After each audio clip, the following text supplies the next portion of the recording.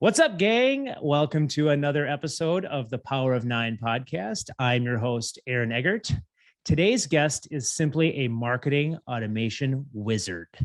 She's helped countless organizations, including mine, streamline their marketing operations and applied that genius to her own land acquisition startup. We're going to dig into all that and more with my guest, Callan Faulkner. Callan, welcome to the show. Thanks for having me, Aaron. Great to be here. Yeah, we are COVID buddies. We met we've known each other only virtual up until about 2 months ago. And when I met you, I had to do like a double take because I'm just like, how do I know this person? And you were sitting on a panel, which was fantastic. I thought isn't that such a weird, I've said this to a couple other guests, that is such a weird thing, is that you've only met somebody. It's like meeting Randy Shaver or some kind of like TV personality for the first time. I just felt like I was a little starstruck. Oh my God, please. Yeah, right. Yeah, right back at you there. Podcast guy, freaking killing everything that he does. I've already offered to do this. I need to interview you. You're the one. You're doing amazing things. So I'm happy to be here. Thank you very much. All right. Well, you let me know when you want to do that and we'll flip the tables. Yeah. So we did meet in COVID, and I've started to get to know you. And every time I learn more about you, I like you more. And my wife was talking about how much she likes you because she spent time with you at Canterbury last week. And so, boy, you are a very likable person. So I have a feeling that all of our listeners are going to get all up on the Callan Faulkner train. Jump on. It's leaving soon. Okay. So let's dig into all this fun stuff. So you grew up here in the Twin Cities. Yes. Tell me a little bit about your upbringing and your family composition and some of that type of fun stuff. Yeah, I grew up in Edina, Minnesota. I had a lovely mom and dad, Matt and Kate. They're probably listening in. So they're my biggest fans. I was always given the most support, confidence in anything that I did. I was a athlete. I played soccer and basketball, but most notably soccer. I ended up going to St. Thomas and played soccer there. I was an entrepreneurship major. Oh, I do have a sister, Morgan. She just passed her boards to be a physician assistant today. So very exciting. She's the sciencey brain of the family, and I am the business salesperson. She would rather not be alive than do what I'm doing, which is selling. Right. So I went to St. Thomas, and that's where I met my fiance, Hannah. And we've been together for about 9 years, and we're getting married in October. I know, October 9th. I'm a little bummed because that's the day of our Oktoberfest party out at the farm. So maybe you'll just have to bring the whole wedding party out to the farm. Sounds great. Honestly, let's cancel the venue. Really, we can just do it out there. Bring some tents out. Let's get nuts. I love it. So a couple questions. I want to get back to your relationship with Hannah here in a minute. But I found it one of the first times I met you. I asked you what the hell was up with your name because I Google Callan and I don't see anything but last names, and so. I found that to be interesting. Tell me about why your parents chose to name you Callan and what the significance of that is. Yes, great question. My dad's best friend and best man in his wedding was Joe Callan, and he ended up passing away, I think, a few months after they got married. And they just said from then on that they were going to name their first kid after him. And if it was a boy, it was Joe. And then the girl, they weren't sure. There was Josephine was tossed in there. And then they were like, why don't we just name her Callan? That's a cool. So yeah, I've loved having a unique name. And when I was younger, I didn't like it as much because it was, hard to pronounce or whatever. But now I love it. Yeah. Do you, one thing I always like to address in this is, Matt and Kate, your parents. I met your mom, Kate, fantastic woman. And she looked me right in the eye when I had a conversation with her. And I appreciate that about any other human being, is that she just stared me down. So do you feel like you got into entrepreneurship in college? Do you feel like, what is the balance of nature versus nurture? Do you feel like that's something that you were born with, or do you feel like that's something that was nurtured upon you in your upbringing? That's a great question. I think I think it was a lot of nurture. I mean, just seeing my dad was a very successful businessman. My mom was extremely successful too. She was in sales, sales leader. She was outperforming my dad up until the time that she decided to stay home and raise us. So I think seeing that was huge. I definitely think there was a lot of nature, though. Just from the beginning, I was always the talking to everybody and lemonade stands. Oh my gosh, today I saw a lemonade stand and I didn't have any cash and like wanted to tear my heart out because that was me, like from the get-go. But seeing them and just seeing my parents' success and the life that they gave me, I think from a very early age, it definitely motivated me and said, that was something I wanted to set out and create for myself. Yeah. Sweet.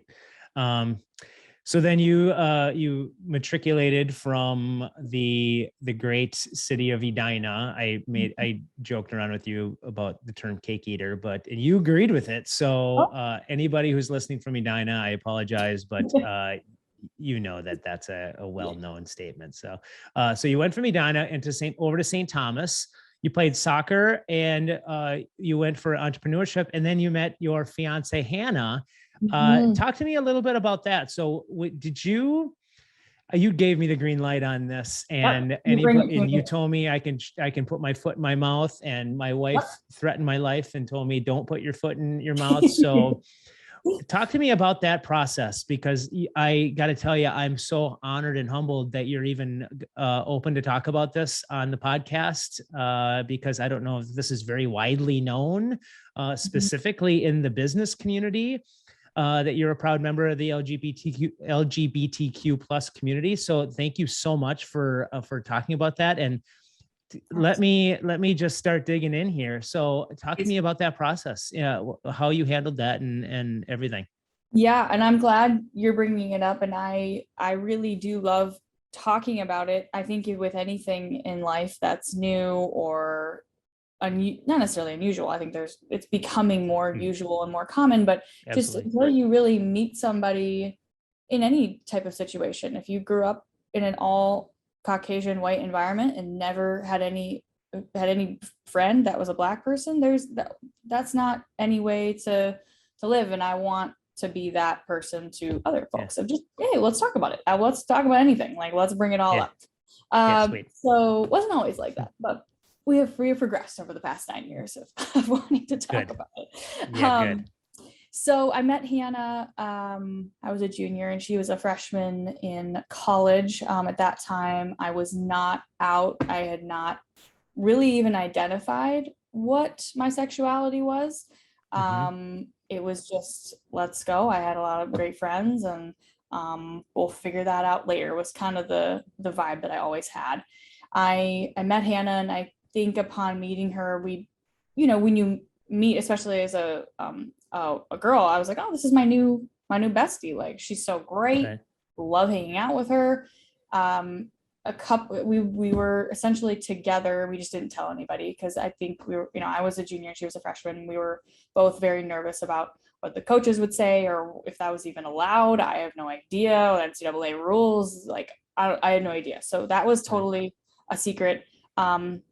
I grew up in a very religious family, and my dad was a big part of our church. And, I grew up in Edina, and if those of you that don't know Edina, they call it the bubble. It's, it's very white picket fence and everyone's grass is green and there's no anything going on. Everything's perfect. Obviously everybody has stuff behind the scenes, but that was just not even really a possibility nor something that I felt comfortable talking about. So it ended up kind of being where I think there might have, I don't know exactly how they found out, but it was, in the very beginning, it wasn't super great conversation. I think it was just, and I kind of tell this to anybody that's gay or they're trying to come out to their parents, like I don't expect them to have this unbelievable reaction. And you're super lucky if you do have an unbelievable reaction. Like, we support you, we love you, because it is a lot. Like, they had to process it, everything that they thought was going to happen for me, marrying a man, having kids in the normal way, like they had to grieve that. So I totally respect it. They also had to really educate themselves on like, what does that mean for their religion? And I totally respect that. That took about a year for them to kind of really process everything. And now they are our biggest fans and like 1,000,000,000% supportive of us. And obviously a lot has changed too, in our country, which is unbelievable the past couple of years. And we're so grateful. Mm-hmm. Mm-hmm. Do you feel like, so I kind of got the vibe that you were really feeling more and more comfortable with it as you built up your relationship with Hannah, and but also there was that process beforehand where you didn't identify, and so how was that? Again, you gave me the green light to ask you anything. So how was that mental process, and how were you working through all of that as a teenager, as a young adult? Just I got to believe that there's just so much, not only just because of the pressures and all of the things that happen from the social side of things, but just the quote unquote head trash that you're kind of creating in your own brain that you're working through. I think as a teenager, I honestly, in total honesty, I completely dismissed sexuality altogether. Like I didn't even go there. Like there was just zero. I was like, I have so much other stuff going on. I can't even focus on this because I kind of knew in the back of my head that there might be something like that there. Like I might be gay, but I also was like, that's not even going to be a possibility. So we're just going to totally shove that way down, which is not good, obviously, for any kid to feel that way. I was lucky though. I had a lot of amazing friends. I had so much confidence in sports. I was a part of everything. Everything was really great. So I was in a really lucky position that I wasn't necessarily super affected by that, but I definitely did not come out in high school. I can't even imagine what kids go through right now of like, I think it's better now, but for not having a supportive family, like that is truly so heartbreaking to think.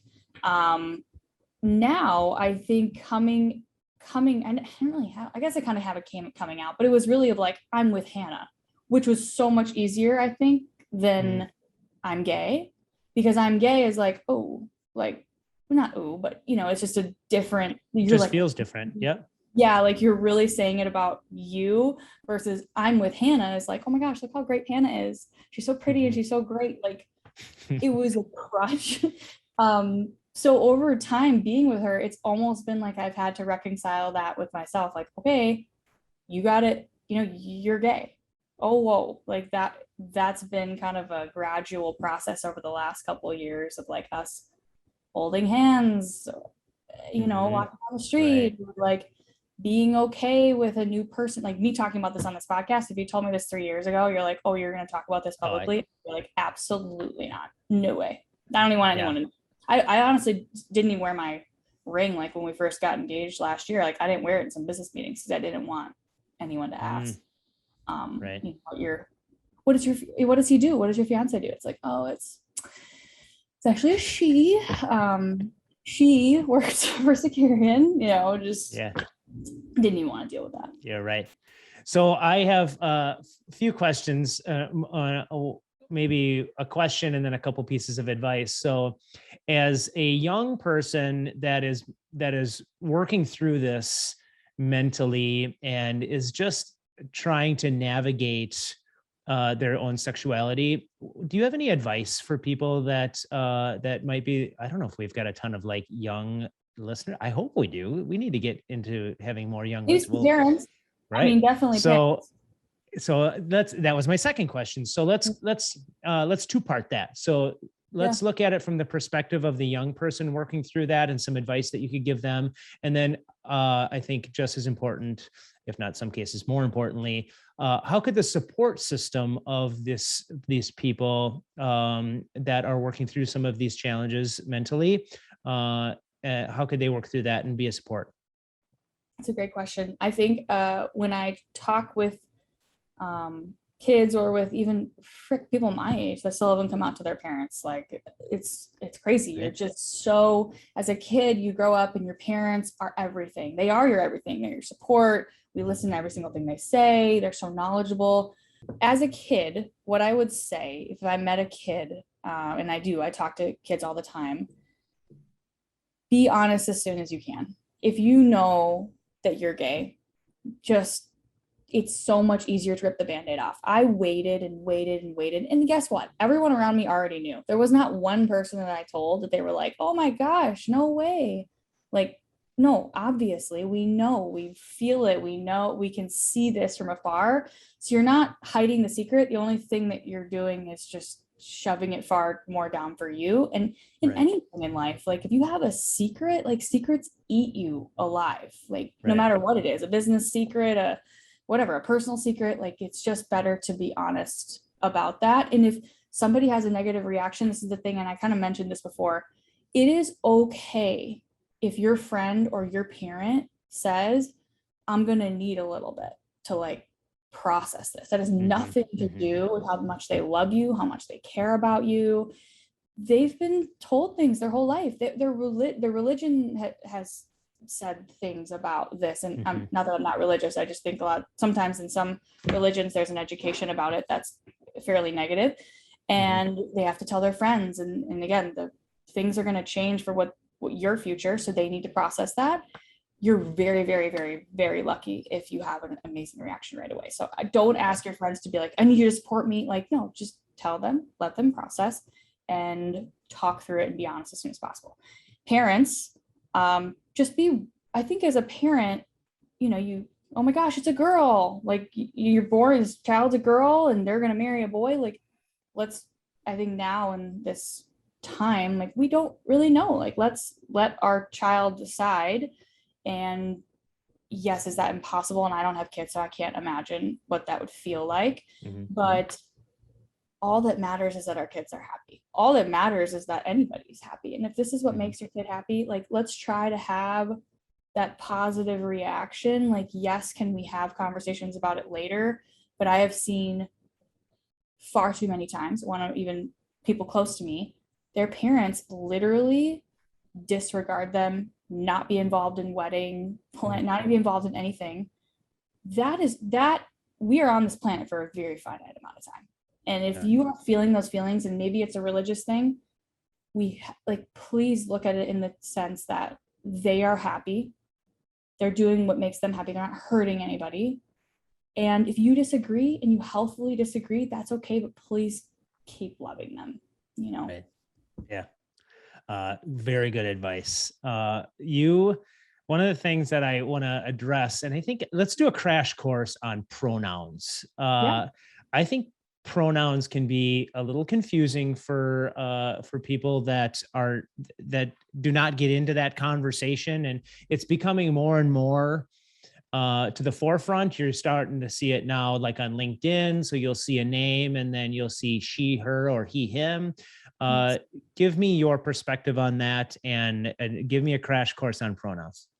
So pronouns are really interesting. And to be totally honest, the fact that LGBT is in the same sentence is crazy, because I have been incredibly educated on the T of this, of transgender. And what I've learned is that the concept of gender is completely evolving. Some people use traditional pronouns of she, her, but visually, you can't see somebody's gender.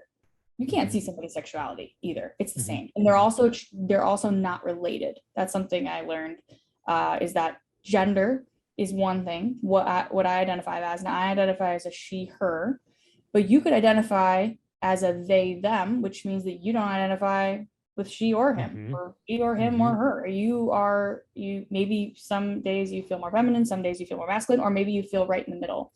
So one thing is, well, the first part of it is that there's multiple different types of genders, and asking for pronouns is kind of a nice way of saying, like, I can't see what you are. I see what's on your birth certificate, but it's just like your name. Like your name on your birth certificate might be different from what name you want to be called. So it's a nice gesture. It's also a nice thing of just reminding people that we have to put our pronouns there because we don't know what somebody's pronouns are unless we ask. Right. All right. Well, I made the decision that as of moving forward on this podcast, I'm going to always ask for people's pronouns. So you have already said yours as she, her, but I think this is a great way to kind of put our flag in the ground and say that just to continue to create awareness, but then also make sure that person that's on the other side of this podcast feels comfortable. And that I look at how I even introduced you and I said she's helped countless organizations, right? Like I could have been wrong with that. And if I wouldn't have asked you that, and I didn't ask you that in our prep, I just assumed because that's how you referred to yourself, but I think that's the right thing to do. So I'm using this podcast to start that now. I love it. And I will say, if you ask for a pronoun or if someone says something and they say something that you don't know or you didn't recognize, just say, did you say Z, them? Like, how do I use those pronouns? Like, people really like it when you ask for clarification. I also love it too. Like, tell me a little bit more about that. Oh, you're great, Callan. Thank you. I think that was really helpful. And thank you so much for being so open and honest and transparent in your process. And are there any other questions that I should be asking you? What's a good question that I could ask you that doesn't make you feel uncomfortable, but yet makes you feel like I'm in a learning moment? Because I think those are some good questions that our listeners could use in the future. I think one thing for me is when people ask about kids, they will often say, like, kind of in a very inquisitive way, like, are you going to have kids? Like that, versus like if you were asking a straight couple if they're going to have kids, it's like, right. Do you think you guys will have kids? Do you think you guys will have kids? Like, I want it to kind of be assumed that we would have, just like you would assume anyone in their 30s that's about to get married would probably have kids. Now, if you say no, that's totally great. I just like being kind of on the same playing field as a straight couple in that way. And that might be me. And then I also think if you are close with someone that is a part of the LGBT community, kind of gauge the situation. But most LGBT folks don't mind when you ask questions like, how did you know, or when did you know you were gay, and tell me about your coming out, and how was that experience for you? Like, those are all really, for me at least, great questions to ask. And I think most LGBT folks, like, something sometimes traumatic happens, like they want to talk about it and they want to have a conversation. And I think if you give them a safe space to talk about that, that means so much. Yeah, I've even learned in some conversations that I feel uncomfortable saying the term gay. And that's very normal for you, and because that's how you refer to yourself. And I'll tell you, it still is a little uncomfortable coming out of my mouth. And I think that, right. So I think we need to get comfortable with like making sure that there's a common language and there is that comfort level that's established.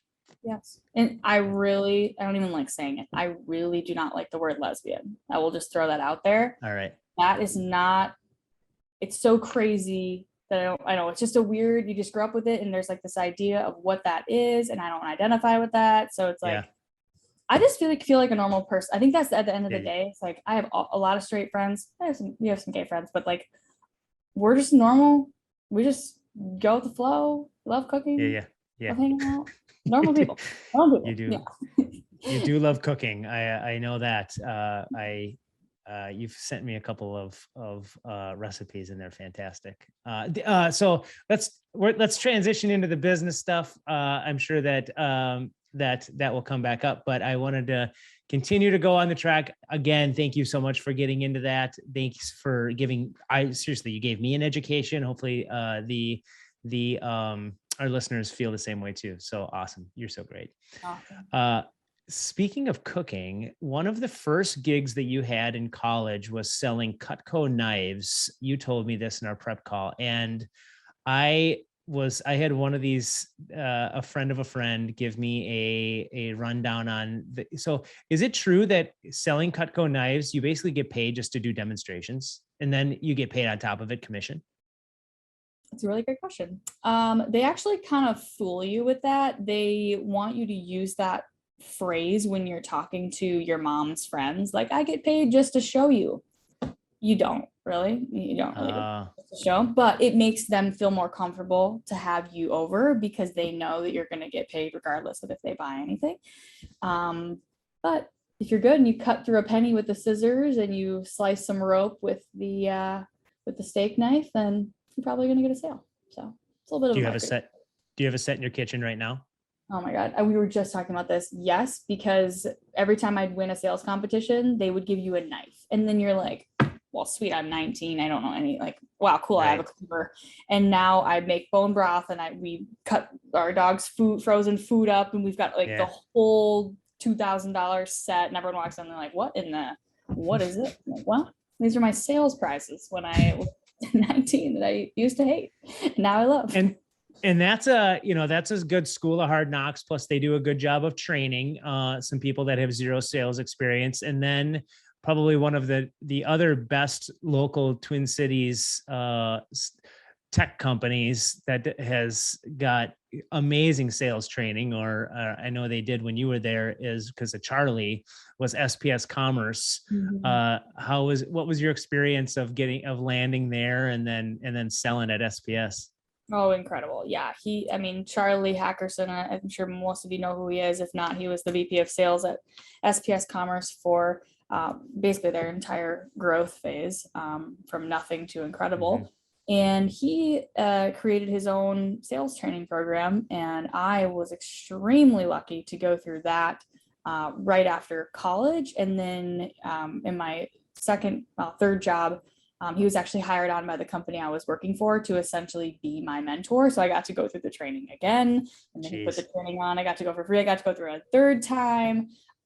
He's life-changing. His training is life-changing. Just being able to be in that environment and learn from someone like him, he's been an incredible mentor to me. Yeah, and you've spent your whole career in sales basically. You're doing some interesting things now. Talk to me about what you did between leaving SPS Commerce, and then you spent a few years at a couple different companies, and Yep. then you ended up where you're at now with Kennedy Rowe and your own businesses. But what were those businesses, Omni and Tech Air? Yeah, Omni, we digital marketing outsourcing. So essentially we did web builds. We did outsourcing social media. This was like small business, kind of like coming in, being like, look, you can't do your social yourself. You can't do your SEO yourself. Pay us $2,000 a month. We'll take care of all of it. We'll update the website. We'll do the blogging, all that, all the content stuff. So learned a ton just about digital marketing, what's required of a small business to be legitimate. You're a tree trimming business. You've been doing tree trimming for 30 years. You don't have a Google My Business page and some reviews and some really good content on your website and some social. Now it's like, holy crap, like all this stuff that these guys never in a million years thought they would have to do is now required to be a legitimate business. So that was a really good education of just the foundations of marketing and the foundations of digital marketing. And then from there, I went to Tech Air, which I was at for 5 years, where we did enterprise CRM implementations. So I started out as a sales in a sales capacity where I was selling large CRM, so $200,000 plus projects, 100 plus people implementations. And doing that, just as a salesperson, you really become, almost like the visionary and the business analyst at the same time, because you're meeting with all these people and you're learning about the business and you're doing discovery. And I became the person that's like, oh my gosh, they need this tool. They need this solution for their call center. And we need to have screen pops. It needs to be integrated to their phone system, Cisco. So that now I was becoming like visionary. And that kind of wrapped up as I wrapped up my time at Tech Air. At the end of it was really overall project success, building out roadmaps. Where are we headed? Where are we wasting the most time? What's causing, red zones, inefficiencies in the company, and how can we help solve that? Yeah. And that had to inform your decision that you wanted to take the next step to go to Kennedy Rowe, I'm assuming, because, you're spending so much time in the digital strategy world where now it's just time to take on a larger role with, are they roughly the same size company, or are they a little Kennedy Rowe? Are they same size, this Tech Air? About the same size. Yep. And we just at Kennedy Rowe, I have, John is my partner there, and he's incredible. He just has so much experience in a really large breadth of technology. At Tech Air, we were doing only Microsoft Cloud implementation. So it was only Microsoft products that we would implement, versus at Kennedy Rowe, we're a little bit more tech agnostic. We just finished up a WordPress HubSpot implementation. We're doing a Shopify implementation over here, custom app build over here, custom, it's very a little bit easier to pivot. And that's where I felt in my last role, I was kind of like, okay, my solution, my toolbox was limited to Microsoft, versus now it's more unlimited. Yeah. And then out of all this, you decided to start your own business that is so I alluded to that at the beginning. You started your own startup land acquisition business. You talked about this to me, and then obviously talked to our panel, or as a part of the panel for one of our Coalition 9 events. This is a bonkers business. So talk to me about that business and the insanity that is land acquisition. Yes. So in the beginning of COVID, I was listening to a podcast. I'm like, all right, I need to get into real estate. I've got friends that are doing the house flipping thing. I am so not handy, like in any way. So I'm like, okay, well, if I do a house, I'm going to be hiring all that out. So that's high margin there. So then I heard a podcast about land. You buy the land, you don't really do anything to it. You get the drone photographer to go out, make it look nice. I know how to do digital marketing, get some good content. Put it out a bunch of places, and you sell it for more than what you bought it for. I'm like, I could probably handle that. So my financial advisor at the time, I went to him and asked for, some cash to take out of the stock market. He's like, what are you doing? So he became my partner. We're 50-50 in the business. And long story short, we find areas where there's high demand. And with the digital marketing background, we are getting in touch with sellers who have owned property for at least 20 years. They're older. A lot of times we're finding people that are going through probate. So somebody's passed away, the property's being sent down. And these are vacant properties that have been sitting there for 20 years. A lot of times people just want to get rid of them. I had a woman give us a property for free because it was more work for her to hire her attorney to like do all the documents to get rid of the property and pay the taxes than it would be for me to just literally take it from her. So a lot of times there's people that just want to get this off of their books. We take the property on. We're usually buying it we're trying to buy it with a decent margin, and maybe do a little work to it, maybe clear it, maybe have a lumber company come in, maybe fence it. Most of the time we're just flipping it as is and getting those great photos, great video, and putting the digital marketing on top of it and getting it sold. And then what's the average cycle of how long you own that property? It's usually, there's a couple different ways of doing it. If we're buying it outright, right now it's about 2.5, 3 months is kind of our cycle from the moment we pay to the moment we get the money back into our account. But sometimes we find a property that is great, there's not a ton of margin, and a builder might want it, and then we'll just take an assignment fee on that. So that would mean we wouldn't actually buy it. We would just get a purchase agreement in place, or assignment agreement in place, and then we go find a builder. Maybe we make $5,000 or whatever and just give it to the builder and move on to the next one, which those are nice because you don't have to put all the cash down. And you've built all of this. I alluded to this with this marketing automation side of things.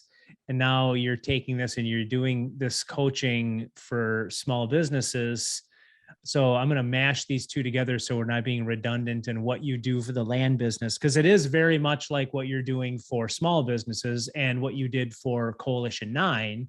And so let's use Coalition 9 as a use case for what we did. Knowing me and all the manual bullshit that I had to do to try and get someone onboarded, and when I was reaching out to people and all that stuff.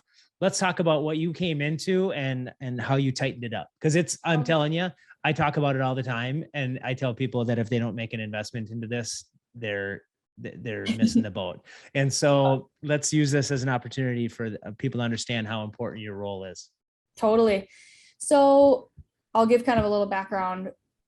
Throughout my whole tech career and really my whole life, I've been the kind of person of like, how can I do that, but do it faster? Like, what's the most efficient? Like, I was a Spark Notes queen. I was not reading my English book. Like, I am Spark Notes that I am using the internet. I'm using Google. I'm using like resources to make my time efficient because I want to go do other things. And that's really what all this sparked from.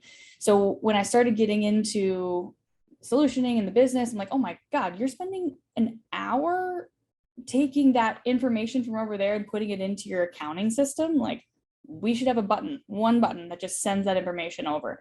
And so those kind of mini tweaks over time have led me to, holy crap, businesses are wasting so much time doing so many manual tasks, and especially entrepreneurs, because in small businesses and any medium businesses, because we're so in the business, you're so focused on sell more, I need to market more, I need to write these blogs, and we never take a second to breathe and look at our process and say, wow, where are things inefficient? So I don't know how we started talking again. Of course, I wanted to join the group. I think we started talking again, and we started talking a little bit about what I was doing. So we met, and forgive me if I don't remember the whole thing, but really in a nutshell, your process when somebody became a Coalition 9 member was they would verbally agree. You would manually take the information from HubSpot and you would type it into your accounting system in Xero. You would send them maybe an email, or actually, no, you would send them a link to that agreement. And in the contract, they would type in their hat size and their shirt size. You'd get the agreement back. You'd take the information from the contract and you'd put it back into HubSpot, or maybe you wouldn't even put it into HubSpot again. You'd probably just put it, maybe you just. No, I did. You're right. I did put it in HubSpot and it was so redundant and it sucked. Yep. And then you would manually go back into Xero and you would send the invoice to the person after you figured out the hat, shirt, set the renewal date, and then you'd manually send them the welcome email, and then you'd manually add them to Slack, and then send them the calendar invites, blah, blah, blah. And of course, sending the gear bag, I think you still have to do that, but I'd be able to automate in the future. So seeing all this work, and then Aaron's so cute. He said, well, I'll on Saturday mornings. I just do that on Saturday mornings. I'm like, Saturday mornings? You're not doing this on Saturday mornings. This is ridiculous. Yeah. So long story short, we got, if you haven't heard of a tool called Zapier, if you've heard me on the panel, I think I said it like 100 times. It's like when Callan says Zapier, because that's my favorite thing. But it's a workflow tool. It's like a glue that holds all of your apps together. So in Coalition 9 world, he's got HubSpot as his CRM. He's got Xero as his accounting tool. You're using DocuSign to send the contract. DocuSign, yep. DocuSign to send a contract. Using SurveyMonkey to send a survey, Slack to collaborate and talk with people. All these apps exist as a silo. Zapier pulls all this stuff together and sends data where it needs to go at the right time. So I shit you not, we have 11 apps that talk to each other. I counted prior to this, and it shocked me that we have 11 different applications that all talk to each other. Everything is automated. If anybody knows me, I love that side of things, but I don't have the time or the amount of detail. Just my brain doesn't work like that. The influence that you had on that whole I literally onboarded a new member yesterday by going onto my phone, changing their status in HubSpot, and everything else was taken care of moving forward. And to me, that is just and it was, I'm not going to like throw numbers out there, but it was affordable. Like, I'm a startup and I paid for this all out of my pocket because we were in total startup phase. I was able to afford it, and I'm so glad that I did. So I'm like ready to record a commercial. You can just take what I just said there and then use it as part of your testimonial. Changed his life, helped his marriage. Yeah. I mean, it's worth money. Right. Yep. Yes. So my next thing on that is I've decided to, kind of wrap everything up. I built a course called REI Optimize, and that's for real estate investors. So optimizing a real estate investor's world. So this is CRM, seller management, property management, DocuSign. How do we manage the signatures, the deed, the whole thing? So marketing, I built this course. I did that March through May. I'm doing kind of another round right now. I just started officially the Optimize project, which is going to be, it's going to be what I just did for small, medium, and even enterprise businesses. I was even thinking, I've got a $2 billion client. They probably don't know what Zapier is. They probably don't know really how to use Slack. They don't know how to use these e-sign tools. And going back to these $100,000, $200,000 projects, I mean, a really kick-ass website should be $40,000 to $50,000. Like, that's what a website should cost. You should spend some money up front knowing what that website should do, knowing where that data should flow. Okay, well, how do you build a process when you don't even know that an e-sign tool exists? I was over at a client site on Friday, and I showed them a cloud-based phone tool called OpenPhone. And when you make calls in there, when you make texts in there, it all automatically feeds into CRM against that contact record. And you can have 10 salespeople, they each have their own phone number, really, really amazing phone app. And they literally looked at me and they're like, we seriously didn't even know this existed. And it's so cheap. It's like $10 a month for a phone line, like just incredibly affordable. So I can go on and on, but the Optimize project, I'm going to launch a course for small, medium, well, really any business. Honestly, I don't care what kind of business you're in. This is the fundamentals of automation. What are these things? How do you build them to educate your marketing team, your admin team? You can have unlimited people join. And I'll be doing a weekly, probably 10 weeks. And then there'll be a course with videos that kind of back it up. And it'll just kind of be a baseline education so you guys can self-service and build the automations yourself. So I'll put links of all this stuff in show notes so people can have access to it. I will say too, you shared so many different apps and tips and tricks, and Zapier being one of them. But there was, I mean, I'm not kidding, like between you and the other panel members for our Scrappy Marketing Strategies event, there was probably 30 different apps that are out there that people are using that nobody has ever heard of, present company included. And so anybody who's listening wants to go to the Coalition 9 page on LinkedIn. We have a link to that to where you can download that for free. So make sure and go and check out all the crazy stuff that exists out there. And believe me, it evolves by the day. I love it. All right. Hard transition, either slow transition or hard transition. And it's a hard transition in 9 questions. Can you confirm to me that you have no idea what I'm about to ask you? I have no idea. A little nervous. Are you? All right. So I think we got all the hard stuff out of the way. So now that's true. This is like, yeah, right. This is like peaches and cream. All right. Question 1. Who would play you in the HBO series about your life? Oh, this is tough. I don't know why Reese Witherspoon's coming to mind. Oh, I could see that. She's great. Yeah, we'll play Reese. She's a little bit older. Maybe when I'm older, she'll play. Yeah, I was just gonna say, like, let's not talk about like 30-something Callan. Let's talk about this in the future. But I love it. Reese Witherspoon now playing you in the future. How's that? I love it. It's perfect. All right, deal. What is one thing? I don't know why I said this. I'm an idiot. What is one thing people wouldn't know about you? They wouldn't know about me. Wouldn't know about you. Yeah. Well, we got that. We got the first part out of the way. Yeah. Yeah. Right. Besides that. Yeah, we talked about that. I like surfing. That's kind of lame, but I grew up going to Florida, so I have a surfboard and I like surfing. Yeah. I had a lazy. How often do you surf? Oh gosh, I wish I went more, but we usually get down there at least once a year. But yeah. We're going to be doing the big trip in the next 2 years. We're going to be going to like Costa Rica, Hawaii. We'll be doing it. My fiance Hannah does not surf, nor does she really like the ocean. She's not a big wildlife shark gal. So, and I'm like, if there's a shark over there, I'd be like, oh, there's a shark. Wow. So we'll be doing some sort of surf trip.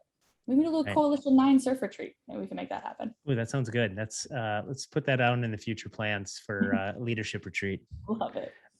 What is one quality in a person that impresses you?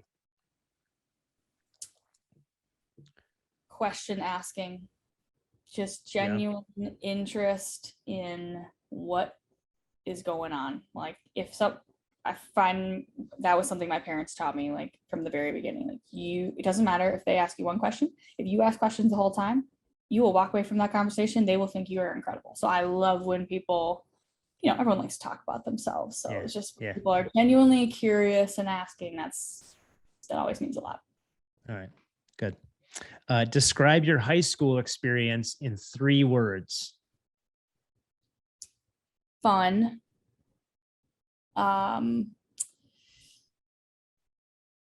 Something about that I was really tired from doing so many sports, probably tiring or, something Exhausting.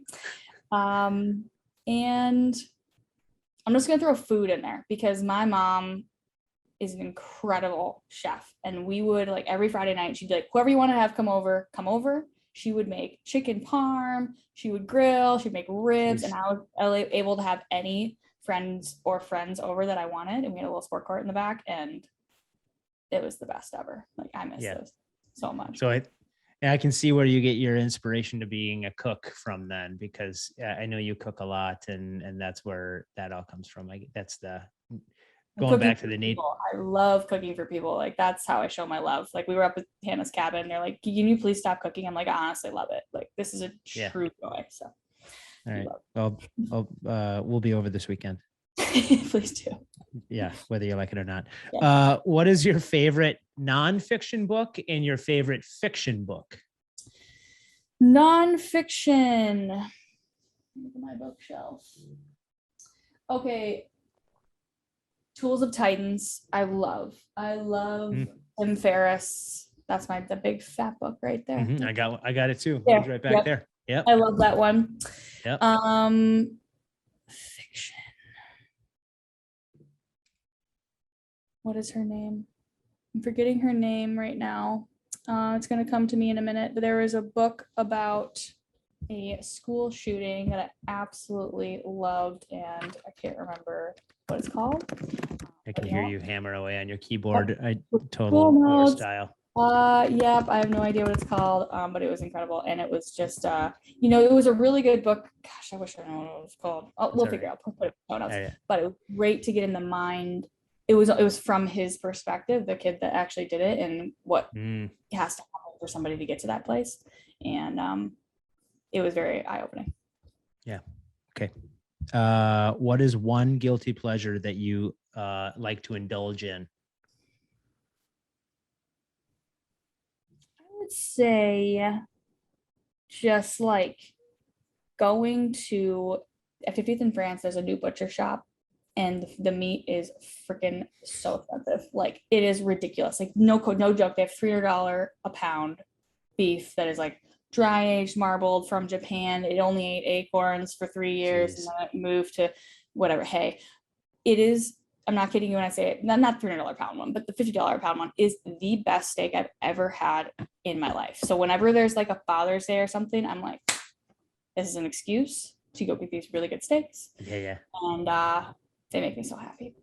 All right, good. Well, nice little plug for that place. Seriously. On the show here. Yeah, I love it. What do you do to keep yourself grounded?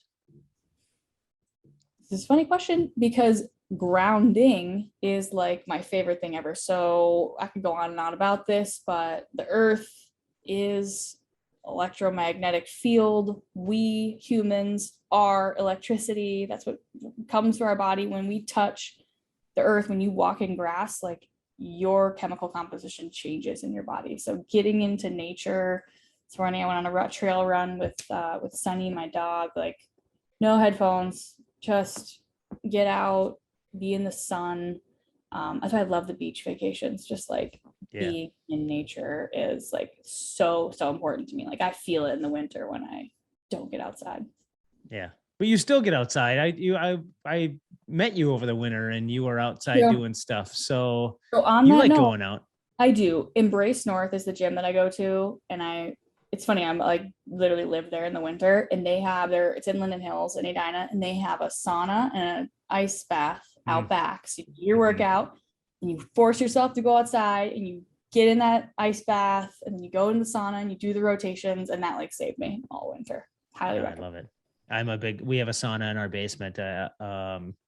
infrared sauna. And boy, I'll tell you, I haven't gone as far. I am inspired by you. You've mentioned this a couple of times to me about going from sauna to outside. So I think this winter I'm going to try it. We got a door in our basement that goes right to the outside. So I'm going to see if I can jump on a snowbank and see what my body does.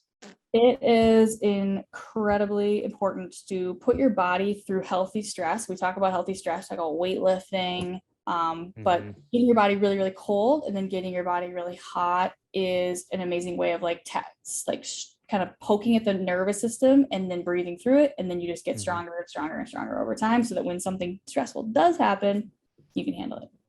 Oh, geez, I love it. What is one piece of technology that will change the future? Bitcoin. You went off on a tangent about this last week too. Bitcoin. I was so surprised to hear that come out of your mouth. Why? It is, if I can explain this in a very simple way, if the way that let's just say you were asked right today to create a currency. Okay, we have to start sharing currency. Having paper dollars and metal coins is probably not what we would do today in 2021. The science or the math behind Bitcoin is truly one of the most unbelievable miracles that has ever been invented. And Satoshi is his name that invented Bitcoin. And essentially what's happening is that Bitcoin is built on something called a blockchain. And the blockchain is a network of blocks. Every time that I send you cryptocurrency, a block is created. And it's one giant ledger. It's one giant ledger, and miners are around, and their job is to make sure that every transaction that's made is legit and that all checks out. Like there was a block, from me to you, and then you sent a Bitcoin to Jerry and Jerry sent it to Jenny. It's one general ledger, no country walls, no nothing. It is one. And so when we think about the safest way to have currency, this is 100% the safest way to transact currency. I could go on this for a really long time, so I'm just going to cut it right there. Just lots of YouTube. Bitcoin is, if you just got a little bit, I would toss a little bit in there and do not touch it for 10 years. And you owe me dinner when it is something. Now it's already proven. Bitcoin is the only cryptocurrency that's really proven. So it's gonna be I joked and said Doge to the moon because I think it's at 19 cents. That is I know. All right. Don't roll your eyes that hard. I will say that we have one of our members is he owns his own financial advising firm, and one person asked him, "What do you think about cryptocurrency?" He said, "It scares the shit out of me." So, right? And so, just like imagine if you were 30 years or 20 years ago or whenever that you were a sales manager and you were writing your sales reps letters telling them what their commission was this month, and then some guy came around and said, "Oh yeah, you're going to be doing that digitally, and then you're going to do it on your phone." I'm sorry, my phone is in the wall. What are you talking about? That was 20 years ago, 25 years. That's not a lot of time. We exchange fast. Things move fast. All right, last question. What is the best piece of advice that you've ever received? So much advice. Oh, at the end of the day, I really believe in just being just no matter what, be kind. Like I have in so many circumstances been blessed with people that have just been kind to me. They've been nice. They have held the door, and no matter what's going on, also forgive. Like just be honesty, kindness, forgiveness. Like those are kind of the three values. And it's really hard. If you've had a bad day, someone's hurt you, it's very, very hard to be kind, but it's just, you don't realize it until somebody does something kind for you, how much it means. And, just giving that little bit of energy, so powerful. Genuine kindness, right? Like I think people confuse Minnesota nice with Minnesota kind, and Minnesota nice is passive aggressive. Minnesota kind is just genuine kindness. Totally. And that's in business. I think we are so pressed, like set your hours and, charge for what you're worth. I totally get that. And I'm the first person to say that I will charge what I'm worth if we're engaging in something. But there have been many, many times where I've done things for $0, actually probably -$, because I'm like spending the money to take the gas to get places. But those engagements, like I actually wrap all the way around to why I'm so into crypto is because I helped my friends start their business for free, probably put like 40 hours into building their whole e-com. They sold a bunch of stuff. This local podcast reached out to them. The podcast boyfriend is super into crypto. I now go on his boat on Tonka all the time. Like it's just, you just don't know where this stuff is going to take you. And it's just never know. I agree. Oh, you survived. Fantastic job. We'll figure out that fiction book at some point, maybe in a future episode. I'm not worried about it. Tell our listeners where they can find you. I am Callan Faulkner on LinkedIn, Callan, and then Faulkner. The Optimize project is going to be launching in the next 2 weeks or so. I'm just building that out right now. Course will start in the fall. If you are interested, if you are a business and you're like, wow, I need to learn how to automate, my team needs to learn this foundation, please reach out. That would be callanfaulkner@gmail.com, just to keep it super simple. Please email me or message me on LinkedIn. And also would just love to have a conversation. I love networking, love meeting people. I'm a huge coffee fan, so reach out to me for anything. Awesome. I am so thankful to have you as a member of the community. You are such an awesome human being, and our friendship has been so great over the last year plus, and it's only been enhanced by getting to know you in real life rather than on video. So you're so great, Callan. Right back at you, sir. I've loved getting to know you. You've got an amazing thing going. If you are not a member of Coalition 9, he did not pay me to say this, please consider joining. It's been incredible for my career, meeting the people I have in my group. Like everyone that is in part of this is a superstar. Like they are the people that everyone wants to know. And it's been incredible. So thank you for creating it and being a supporter of me. Awesome. Good people need to know good people, right? That's exactly right. Hey, Jody Picoult, 19 minutes. That's the book. You're back there banging out on your keyboard, and you are the true epitome of a multitasker. Oh yeah. We're talking life. We're also Googling at the same time, 100%. Callan, you're so great. On behalf of Callan Faulkner, this has been the Power of 9 podcast. I'm your host, Aaron Eggert, and I want to thank you for the privilege of your time.